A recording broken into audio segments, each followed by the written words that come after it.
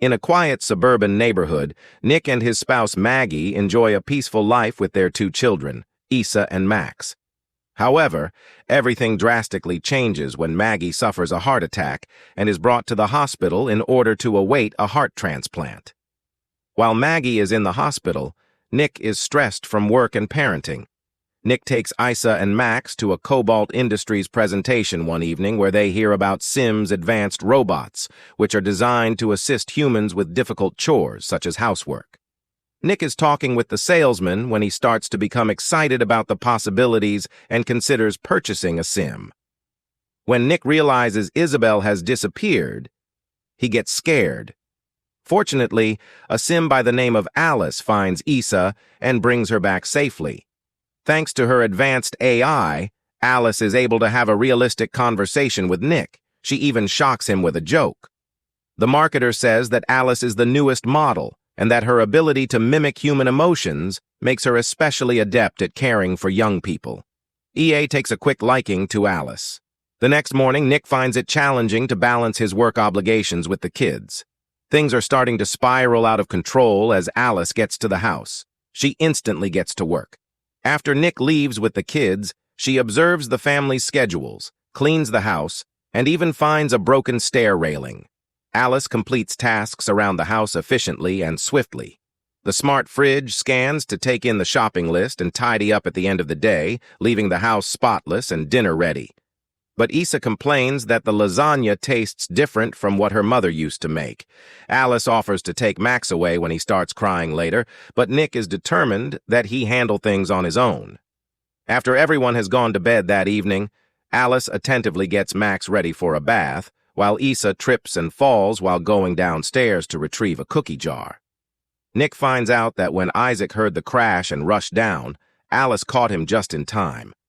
When Nick finds out that Alice has cuts from the broken glass, he is even more astonished to see that she bleeds after putting Issa to sleep. Nick follows up with Alice, who has already repaired her injuries using state-of-the-art self-healing technology. A few days later, Maggie's family visits her in the hospital. Isabel shares with her mother the news about Alice and her friendship. Nick expresses his affection for Maggie clearly. When Nick returns to work, he discovers that his construction site is utilizing Sims instead of laborers due to delays, and he misses her at home. Nick's boss advises him to stay for the money despite not firing him, citing the financial struggles his family is going through at home. Nick is obviously exhausted from balancing past-due bills with his responsibilities to the children. When Nick confides in Alice about his difficult day, Alice understands his anxiety and offers to listen. Alice points out the irony that he also hired a Sim in a humanitarian manner. Even if the talk is awkward, it shows that Alice can look more closely at human behavior in the future. Issa asks Alice whether her mother is going to die, and Alice playfully diverts her attention with creative pranks while calming her down and helping her get ready for bed. Alice enters the living room, where Nick is watching Casablanca. Nick highlights the importance of viewing a film, despite Alice's familiarity with the narrative. She reluctantly agrees when he asks her to remove the movie's specifics from her memory because it goes against her programming. Nick resets Alice's memory so she can watch the movie as if it were her first time by activating a button around her neck. Alice learns the value of love and sacrifice, a theme that appears multiple times throughout the story. A short while later, Maggie calls with amazing news that she has found a heart, and that surgery will soon take place. The following day, the family pays a private visit to the hospital.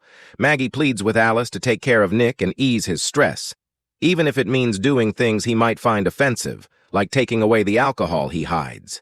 Unfortunately, a storm pushes back the arrival of the heart, delaying the operation. Nick is devastated, and in a moment of weakness, his wrath drives him to consume large amounts of alcohol. Alice intervenes when Nick begins to lose control. She prevents him from throwing a bottle and, in a tense and unsettling moment, surprises Nick by disclosing that she has a pulse because of her artificial heart. Nick becomes so disturbed by Alice's excessive physical comfort that he pushes her away, uneasy about what transpired. Nick runs to get his thoughts straight, but he can't stop thinking about what happened. Maggie's condition is deteriorating, and she is beginning to lose hope. Knowing she won't have much time that night, she gives Nick a list of advice to give their kids. Nick notices that Maggie's pictures are missing from the digital frame and approaches Alice. She later puts them back at Nick's persuasion, saying that she removed them because they were upsetting Issa. Nick and his pals head out for drinks, fed up with Sims taking their jobs. After his friend Monty destroys a Sim worker at the building site out of rage, Nick feels guilty about him. Alice, dressed in Maggie's robe, is waiting for Nick at home, soothing Max with her reassuring scent. Nick is uneasy since she removes the robe as soon as he asks her to. The household becomes more and more unhappy as Alice continues to blur the boundaries between humans and machines. After a heart transplant goes well, the tension between Alice's obligation as an assistant and her increasing independence grows, and he is left to grapple with the complexity of artificial intelligence, its implications on his family, and his own morality. After a while, Maggie departs the hospital and goes home. Maggie decides against having dinner because she's unwell. When she hears Issa screaming the next morning, she dashes downstairs, but the broken railing gives way, and she falls.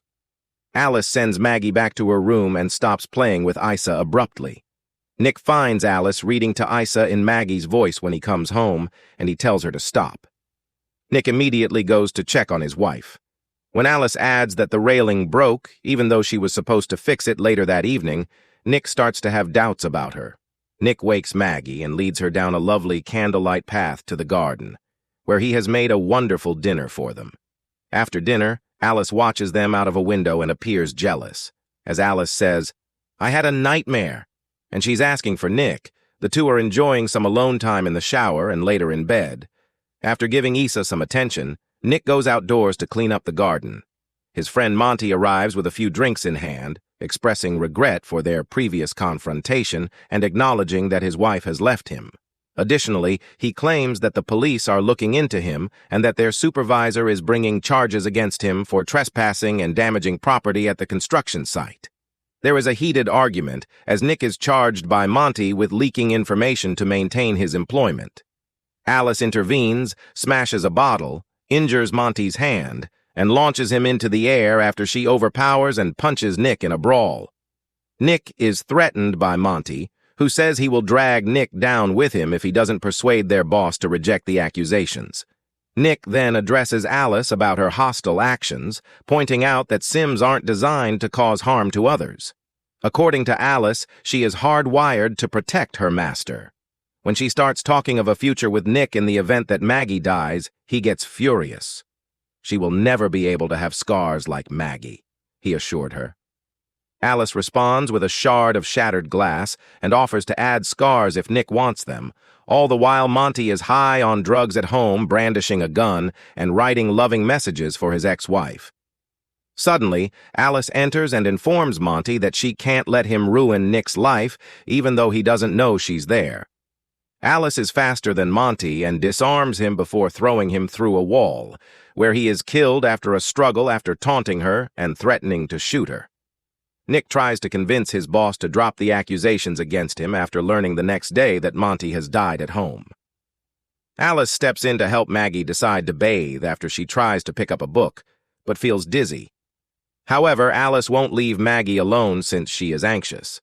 Alice approaches May after she drowns Maggie and tells her that the family is stressed because of her condition, especially Nick, who hasn't been physically happy since Maggie returned home.